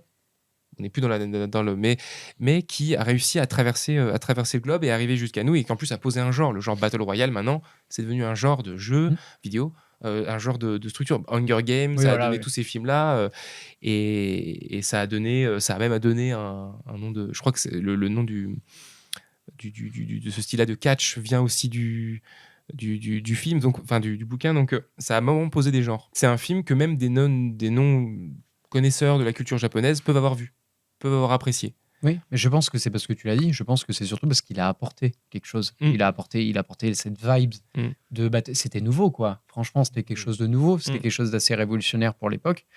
Moi, c'est un film, ça fait un moment que je l'ai vu, mais effectivement, ça a été mon premier film, d'où le titre d'ailleurs de Battle Royale. Mais quand je regarde Hunger Games derrière, la première chose à laquelle j'ai pensé, je fais ah bah tiens, c'est une extension, c'est fortement inspiré de Battle Royale. Je pense que là, on a dépassé le cadre du manga ou de l'adaptation, et c'est ce qu'on disait un peu tout à l'heure finalement. Je pense qu'au-delà d'être une bonne adaptation ou pas d'ailleurs, peu importe, je pense que c'est surtout un excellent film qui a su apporter quelque chose de nouveau dans le cinéma début des années 2000, daté de 2000 le film. Donc c'est vraiment quelque chose de nouveau, et c'est pour ça aussi qu'il a fonctionné. C'est parce qu'avant d'être une bonne adaptation, c'est surtout un excellent film avec un nouveau propos. Je vais mettre un bémol parce que je trouve que c'est une excellente idée, et une excellente idée qui a été ensuite développée de plein de manières, mais je trouve le film extrêmement surcoté. Et Battle Royale, c'est surjoué de partout. J'ai regardé une première fois où j'avais adoré parce que je découvrais le principe. Ouais. Et ensuite, je l'ai revu il y a pas si longtemps que ça. Je l'ai pas revu aussi. Je pense que c'est pour C'est ça. même pas juste une question de vieillir, c'est même pas une question d'effet. Non, c'est vraiment une question du surjeu, du truc d'essayer de faire développer les histoires derrière. Et oui, ça reste dans la logique du truc japonais avec comment les émotions sont. Et il y a plein de gimmicks qui marchent pas dans le film là et qui sont moins incroyables. Je trouve que mais le film a bouleversé et a amené tout ce que ça a mis derrière. Donc merci à c'est peut-être pour ça aussi. C'est peut-être parce qu'il a posé des bases. Après le battle, parce que maintenant on appelle ça un battle royale, c'est presque devenu un genre. Il y a eu Hunger Games, il y a eu plein de trucs, des séries là, Squid Game, il y a eu peut-être que du coup le genre du jeu vidéo, comme tu l'as dit aussi. Le genre du jeu vidéo, ils ont peut-être pu creuser ça et développer pas mal de choses. Et du coup, quand on revient en base, on se rend compte que bah oui, ça manque de trucs, mais parce que il fallait poser des bases aussi, tu vois, peut-être. Le truc vraiment excellent dans le film, c'est Kitano. C'est ça. Il y a que Kitano qui me fait vraiment kiffer dans le film. Et pourquoi j'en parle? Parce que c'est quand même hors sujet. C'est pas une adaptation de manga. C'est parce que je pense que ça répond aussi aux questions qu'on se posait avant. C'est-à-dire que si les adaptations fonctionnent moins, c'est parce que on a une attente de quelque chose de populaire où il y a déjà eu un animé. Et je pense que c'est pour ça, en fait. Il n'y a pas eu d'animé de Battle Royale, c'est cette adaptation de livre, donc une adaptation qui était libre. Ça reste du japonais, ça reste le même code. On est dans des codes, on n'est pas dans des codes de manga, mais on est dans des codes quand même culture et façon d'écrire, de raconter des histoires japonaises. Mais il n'y a pas de référence. Il n'y a pas de référence. Comment dire, c'est pas notre enfance qui se fait détruire par un film américain. Et on n'a pas de... Comment dire, de référentiel animé en fait. On n'a pas déjà du mouvement, il n'y a pas déjà des choses qui ont été faites dessus. Et je pense que c'est aussi pour ça que ça fonctionne. Donc, est-ce que Est-ce que le cinéma aurait pas plutôt intérêt à mettre en lumière, puisque le manga est une source quand même d'histoire et de scénario, enfin de scénario et de style et d'idées, il y a énormément de choses hein, qui se fait en manga, qui sortent régulièrement et qui meurent et qui vivent, et d'autres certains explosent et d'autres meurent alors que c'est bon. Enfin, c'est vraiment un marché très dur. Est-ce qu'on n'aurait pas intérêt à aller dénicher des perles rares plutôt que d'aller détruire des adaptations, d'aller détruire des mangas et des animés qu'on aime et dont on n'a pas besoin en fait. Est-ce qu'on a vraiment besoin de voir du live si ça apporte rien? Oui, mais c'est ça le problème. Moi, je serais plus mesuré. Le problème, c'est pas qu'on ait des copies conformes. Je trouve que c'est pas qu'on ait des référentiels, même si effectivement, je pense qu'à partir du moment où il y a plus de référentiels, c'est plus dur. Parce qu'il y a plus d'attentes, parce que le fan de tel animé aimerait bien avoir ça dedans, le fan numéro 2 va avoir d'autres attentes alors que c'est la même base, enfin bref. Mais par contre, je pense que c'est surtout, ça dépend du projet et ça dépend aussi des gens que tu mets derrière, quoi. Je vais reprendre, parce que du coup, là, on parle plus de l'adaptation à partir d'un média visuel. On peut un peu le transposer du coup à un domaine que je connais un peu plus que le manga, mais qui est un peu le jeu vidéo, mais c'est exactement le même parallèle. Oui. Il y a beaucoup de films qui se sont cassés la gueule, beaucoup d'adaptations qui se sont cassés la gueule, mais il y a aussi des contre-exemples, et en fait, on en reviendra un peu au même point que tout à l'heure, mais c'est à partir du moment où on comprend l'essence même de ce qu'est l'œuvre de base, et qu'on respecte ça, et qu'on apporte quelque chose de nouveau, c'est là où tu l'as dit aussi, même si on l'a déjà vu, mais l'apporter d'une manière différente, parce qu'en plus, le jeu vidéo, le manga, le cinéma n'ont pas la même structure narrative, même s'il y a des similitudes évidemment, mais c'est des structures narratives qu'on peut décomposer, qu'on peut faire différemment. Le jeu vidéo, c'est le gameplay qu'on peut mettre en avant. Bref, il y a plein de choses à dire là-dessus. Mais je pense qu'en fait, à partir du moment où on le fait en adaptant le média, en l'adaptant au média auquel tu le montres, en fait, auquel tu l'utilises, je pense que c'est possible de le faire. C'est plus dur si tu as des référentiels visuels, mais ce n'est pas impossible. Voilà, je trouve que moi je reviens dessus, mais voilà, Silent Hill, c'est exceptionnel en tout point. Le premier, voilà, et typiquement en plus, c'est très drôle, mais le premier Silent Hill, il y a une scène qui reprend visuellement tous les codes, le cadrage, tout, c'est une scène du premier Silent Hill où la caméra est posée au même endroit. Mais déjà, Silent Hill, finalement. Max Payne avait fait ça, Last of Us, la série a fait ça. Mais déjà, Silent Hill, du coup, ça triche un peu parce que Silent Hill, de base, est un jeu très inspiré du cinéma dans ses angles de caméra et tout ça. Donc, bref, il y a quand même pas mal de similitudes aussi là-dessus. Mais je pense que c'est pas impossible. C'est juste qu'il faut avoir suffisamment de recul sur l'œuvre de base et suffisamment d'intelligence, ce qui n'est pas le cas de beaucoup de producteurs américains finalement. Et donc d'honnêteté, hein, comme je viens tout à l'heure, c'est-à-dire de se dire si on se dit on va faire un énième film comme Marvel peut le faire, hein. Moi j'aime bien Marvel, je sais que toi c'est pas ton cas, mais moi j'aime bien Marvel quand même. Je suis pas un immense fan, mais j'aime bien. Mais du coup je sais qu'ils vont nous sortir une soupe. On est dans une espèce de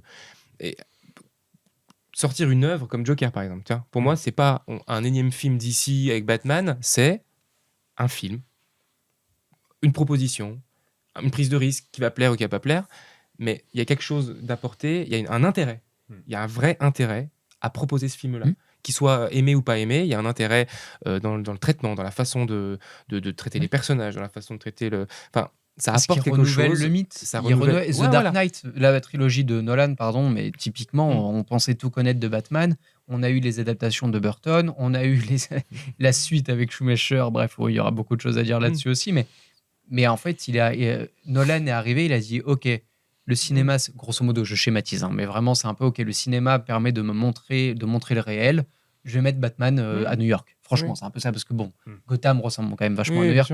Et ça, c'est l'intelligence, parce que du coup, on ancre le super-héros dans le réel, et c'est ce qu'on disait tout à l'heure. C'est plus une adaptation en mode je vais mettre des cosplayers et tout ça. Non, c'est je prends mon héros, je le transmets, je le mets dans un univers réaliste, et je vois ce que je peux lui apporter. On est plus limite, même la scène d'introduction de The Dark Knight, c'est plus du hit que du Batman. Pourquoi ça a marché? Parce que je pense que Nolan a dit, pour moi, Batman, c'est ça. Enfin, et c'est un peu le prisme de tous les réalisateurs pas tous, mais beaucoup de Batman, en fait, sont complètement différents parce qu'ils disent, moi, je le vois comme ça. Et du coup, ça marche ou ça marche pas. Et peut-être que Dragon Ball Evolution, c'est ça aussi. Il a vu ça, il a vu des choses qui étaient intéressantes dans Dragon Ball. Il a transposé dans sa façon de voir le monde. Et ça donne ça. Peut-être que ça plaît pas, peut-être qu'il a fait des compromis. Non, mais tout est défendable, tu vois. C'est pour moi, pour moi, dans le cinéma, il y a une césure entre l'usinage et l'artisanat. Tu vois, il y a Nolan, il est arrivé, il a dit j'ai une envie, j'ai une proposition, sûrement une envie de faire de l'argent, évidemment. Ça reste son boulot. Il allie les deux, c'est pour ça que. Et Begins d'ailleurs est un peu l'entre-deux, hein, parce Oui. que le Gotham de Il est moins Begins marqué. est un peu plus comics, un peu plus dans cet esprit qu'on se fait d'un Burton ou de. Et la césure est moins marquée dans Begins, et d'ailleurs, je pense que quand il a vu la réaction du public et que le public était très enthousiaste à l'idée de voir un Batman plus réaliste, je pense qu'il est allé à fond dans le 2. Et c'est pour ça que alors, The Dark Knight a des mille et une qualités, mais je pense aussi que The Dark Knight a aussi marqué parce que Batman, dans le monde réel, avait vraiment enquête. Enfin, même si on est moins sur l'aspect enquête que dans le dernier The Batman, mais il y a vraiment cet aspect, ok, c'est un flic qui va tenter d'arrêter un méchant. Enfin, voilà. Et on n'est plus du tout dans cette adaptation au stricto sensus, comme on disait, de prendre le personnage de Sangoku et lui dire ok, on va lui foutre une perruque et il va faire Surtout un kamehameha dégueulasse. C'est plus dur pour moi d'adapter au cinéma, surtout pour nous. Hein. Moi, je parle de mon point de vue, moi, français, le Japon, qui a un style très différent. Adapter un super-héros en film américain, à la limite, il sera habillé. Oui, c'est déjà un comics américain. C'est un comics américain, tu vois, dans la même culture. Mais adapter des productions japonaises pour la France, l'Europe et les États-Unis, ça n'a rien à voir. Tu vois, et donc voilà, c'est là où pour conclure là-dessus, peut-être, c'est cette idée de se dire il y a ceux qui veulent proposer quelque chose, qui vont tenter quelque chose, qui vont adapter pour raconter. Et puis il y a ceux qui vont adapter pour comment dire l'argent et se servir d'une licence connue et puis voilà, je pense que quand on arrive à différencier les deux, on va peut-être, on peut aller voir une grosse bouse volontairement en se disant ça va être rigolo. Enfin, Fullmetal Alchemist, je l'ai pas aimé, mais j'étais content de le regarder parce que je savais que ça allait être mauvais. Donc j'ai pas passé un mauvais moment en fait. Il y a ça aussi. J'ai pas passé un mauvais moment parce que je savais que ça allait être crétin. Cette fameuse scène des zombies qui ne courent pas, qui m'a éclaté. Et les personnages, je vous raconte rapidement, mais les personnages sont armés, ils s'apprêtent à essuyer une attaque de zombies. Il y a une tension. Le temps est ralenti. On voit une immense salle vide. Et les zombies arrivent en marchant lentement. Et ça casse d'un coup. J'ai fait, ok, ils arrivent en fait. Ouais. Je pensais qu'ils allaient arriver en courant, à la 28 jours plus tard, en courant, et que ça allait être une boucherie. Et non, en fait, ils arrivent en marchant, puis ils se font dégommer. Là, pour moi, il y a des moments nanar, et là, je m'éclate de rire devant des trucs comme ça. Donc, encore une fois, ça dépend de la manière dont on va voir un film, mais on peut faire du bon et du drôle et du intéressant et du spectacle avec du l'usinage à la chaîne, et on peut se planter en adaptant et en apportant quelque chose. Donc il n'y a pas de vérité pour moi. Et du coup, je veux juste rebondir un peu là-dessus, mais finalement, parce qu'on n'a pas parlé des adaptations japonaises de mangas japonais, mais je pense que très peu, mais je me dis finalement, est-ce qu'il ne rend pas le tout très kitsch, parce qu'à chaque fois finalement on tombe facilement dans le kitsch dans les adaptations. Est-ce que c'est pas parce que les Américains essayent d'adapter une culture qui n'est pas la leur en prenant leur code à eux, finalement. Oui. Et c'est ça qui rend le truc kitsch. C'est ce qu'on disait, c'est cet entre-deux-là, finalement, mais cet entre-deux-là, finalement, est-ce que c'est pas l'adaptation américaine d'une culture qui n'est tout simplement pas la leur? Et ça, ils le font avec le cinéma français. On a Intouchable qu'ils ont essayé d'américaniser. Ça marche pas trop. Le Dîner de cons, c'est le film. Il y a pas que ça, il y a plein, La Cage aux folles. Voilà. Il y a une adaptation française qui est c'est True Lies, qui est l'adaptation de la Totale. De la Totale, ouais. Mais du coup, c'est cette envie à chaque fois de toujours américaniser les cultures, une culture, donc que ce soit la culture occidentale, donc française, ou la culture japonaise. Voilà, ils sont pas encore attaqués au cinéma indien, mais voilà, j'aimerais bien voir un jour, tiens, pourquoi pas un film hollywoodien qui s'inspire de Bollywood. Je suis pas sûr que ce soit la même. Là aussi, en fait, je pense qu'ils comprennent pas spécialement. Et ils sont dans cet entre-deux-là de, ok, on adapte une culture qui n'est pas la nôtre, mais on la modifie pas complètement, et on a cet entre-deux que tu disais, Baptiste, qui est pour moi très détestable dans ce genre de film, ou très drôle. Pour conclure, de toute façon, moi, je pense encore une fois, on est dans les goûts, les couleurs, il n'y aura pas de réponse exacte, mais il n'y aura pas de réponse... Il n'y aura pas de bonne réponse ou de mauvaise réponse à ces questions-là, mais on a les adaptations américaines qui vont parler, donc, comme tu viens de le dire, d'une culture qu'ils ne connaissent pas, et puis il y a ceux qui vont savoir le faire. Alita est une production américaine. Pour moi, ça fonctionne parce qu'ils s'attaquent aussi à une histoire japonaise qui est adaptable et qui n'est pas déjà hyper farfelue, excentrique, voilà, ou en tout cas qui est possible. Et puis, c'est fait habilement, je trouve.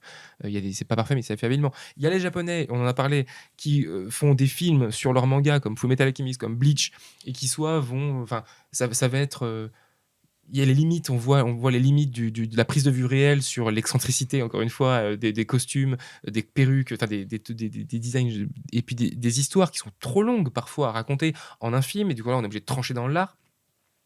Et puis il y a les adaptations, peu importe par quel pays, que ce soit coréenne, japonaise, américaine ou même française, de productions moins connues, qui vont du coup mettre en lumière, et personnellement c'est un peu celle que je préfère, parce qu'on met en lumière des histoires qui mériteraient d'être connues par Oldboy, Crane Freeman, Gun n'est pas si, enfin Alita, Gun n'est pas si populaire que ça. C'est très très connu, mais par les mangaka, par les lecteurs de manga ou d'animé, les autres ne connaissent pas trop. Contrairement à Dragon Ball par exemple, qui est plus connu, ne serait-ce que le nom. Donc on met en lumière des pépites méconnues, et ça je trouve que c'est une démarche déjà un peu plus intéressante. Et quand il arrive, je pense que dans une adaptation, il faut se dire qu'est-ce que ce média peut apporter à l'œuvre originale, quoi. Eh ben super, merci pour tout. On va conclure là-dessus. Une dernière petite question qui est un plus ancrée dans le réel. Qu'est-ce qui vous hype ? Quel film vous hype ? Quel film vous donne envie dans les semaines, les mois ou les années qui vont sortir ? Voilà, une dernière petite question sur le thème. Pas forcément sur le thème, non, tout. Qu'est-ce qui vous intéresse ? Moi, j'aimerais bien parler par exemple j'ai vu qu'il y a un Wes Anderson qui va sortir là, qui était à Cannes, qui va sortir en août. Voilà, donc moi ce sera ce film que j'attends un peu avec impatience, parce que Dorian, toi t'étais à Cannes. Ouais, j'ai fait le marché du film à Cannes et c'était chouette, c'était cool. J'ai vu pas mal de films documentaires qui sont vraiment très très chouettes. Moi, il y a Monster qui me chauffe énormément, que j'ai pas pu voir parce que les places étaient très très chères à grappiller au moment parce que ouais, c'est ça, quand tu es sur le marché du film, tu dois absolument t'inscrire sur les films au moment, et tu as genre des fenêtres de des fois 1 minute avant que les 100 places qui restaient se fassent dégommer. Donc il faut que tu sois toujours à l'affût. On est au mois de juin, pour ceux qui nous écoutent plus tard, pour pas qu'on parle de films qui sont déjà sortis. Donc voilà, moi c'est Wes Anderson, j'adore ce qu'il fait globalement. Donc j'attends ça avec impatience. Tristan ? Du coup, toujours dans la logique, non. Mais c'est une réponse. Oui. J'ai aucune attente. Moi, je D'accord. n'attends rien. Ok. J'aime rester là-dedans. C'est pour ça que je regarde pas les bandes annonces. Il n'y a pas un truc qui tu te dis putain, ça j'aimerais bien que ça... J'irai le voir. Au moins j'irai le voir, tu vois. Au moins un truc. J'irai le voir. Si, mine de rien, Joker 2. Joker. La suite de Ok. Joker. La suite de Joker. Parfait. J'ai vraiment envie de voir s'ils vont transformer l'essai, s'ils vont réussir à. Parce que moi, j'ai aimé le premier, et donc j'ai très envie de voir ce qu'ils sont capables de faire, surtout qu'ils prennent encore un risque. C'est là où j'apprécie la démarche, c'est que ils ont une formule qui fonctionnait, à mon sens, une façon et ils se disent dedans on fait une comédie musicale. Ok, montrez, allez-y. Parfait. Voir Lady Gaga en Harley Quinn, moi ça me et trompez-vous, échouez-vous, il y a pas de souci, j'irai le voir mais merci la prise de risque. Alors et échouez-vous, c'est précieux. je suis pas sûr que le producteur il dit la même chose. Non, mais Trompez-vous, c'est pas grave. ça- Non, mais genre, Producteur, même si ça se casse la gueule, je m'en fous, je serais content que ça existe. Oui. Le producteur un peu moins, je pense, mais oui, je suis Non, mais d'accord avec toi. évidemment, Non, mais je suis d'accord avec toi. mais ce que je veux dire, voilà, c'est en tout cas moi je suis pour la prise de risque. C'est Donc, bien en phase avec ce qu'on a dit. Dorian, toi, t'as quelque chose qui te donne envie, Il y avait Monster qui me chauffait beaucoup, qui avait l'air très très chouette. Deux. L'air de rien. Koreeda, qui a eu le prix du scénario au Festival de Cannes, là, du coup, et qui a l'air vraiment Ok. ouf, qui a l'air très très chouette. Et Jeanne Dubarry aussi de Maïwen, l'air Ouais, de rien, j'ai envie de carrément, le voir aussi. parce que Ouais. juste en termes de costumes et de tout ça, ça a l'air quand même chouette à qui voir. apparemment, selon un expert, elles sont un peu anachroniques. J'ai vu juste mini parenthèse, mais en gros l'expert dit que c'est pas trop d'époque, mais on s'en fout parce que le but c'est pas d'être parfaitement dans l'époque. Ouais.